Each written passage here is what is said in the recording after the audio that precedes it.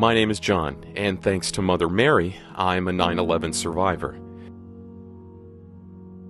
I was in the South Tower when radical Muslim terrorists flew a plane into the World Trade Center. I watched as the second plane collided with the North Tower, saw the terrible explosion. I was there when hundreds of fellow Americans died, their lives snuffed out at the whim of a madman. Without Our Lady's protection, my life would have ended with theirs. But first, let me share what happened just a few months before 9/11. I was 32, born and raised in Manhattan. I had worked my whole life for the position I found myself in at 30, an investment agent with control over millions of dollars and power in the company I worked for. But I was unhappy. I was not practicing my Catholic faith. I was raised Catholic. My parents were and still are devout, but I had fallen away years ago. On June 18th, 2001, one of my best friends invited me to her house for a Fatima visit. It was a difficult time in my life, and I had been going through a personal crisis. Remembering the comfort family prayer had given me when I was young, I agreed to attend.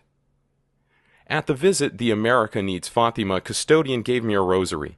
For weeks the visit had stayed in my mind, and I kept the rosary in my pocket. I would sometimes pray on my way to work. On the morning of September 11th, 2001, I almost left my house without the rosary. I made it 3 blocks before I missed it sitting in my left pocket. Something compelled me to turn around, and I made the 5-minute walk back to my house to get it. I'm convinced that decision saved my life.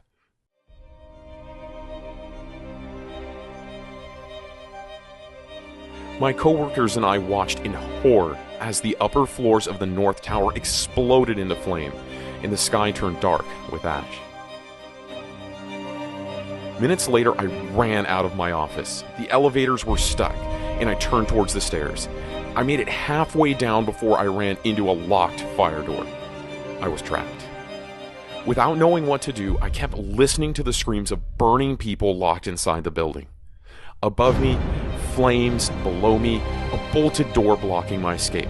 I was out of options. My heart was racing, but against all odds, my mind was clear. Instead of panic, I felt strangely calm.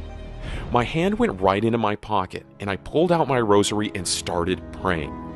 Hail Mary, full of grace, glory be, our Father who art in heaven. How did I remain so calm, so focused when all around me were screams, despair, and death? The truth is, I don't know. Within minutes, that for me had become as good as an eternity, the firemen were there. They broke down the doors and set me free. Despite all the odds, despite the fire, smoke, and malicious terror attack on American soil, I ran downstairs to freedom. In the days that followed, I kept asking myself, why me? The only conclusion I came to was this: my mother in heaven had picked me because of her rosary. America is in trouble, and like a terrified young man clutching his rosary, it needs rescue.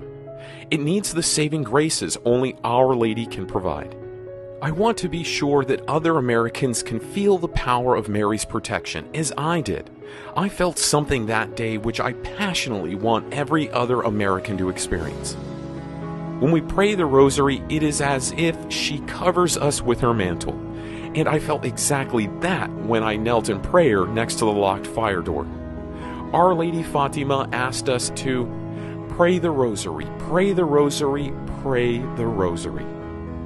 Our Lady knew what she was saying.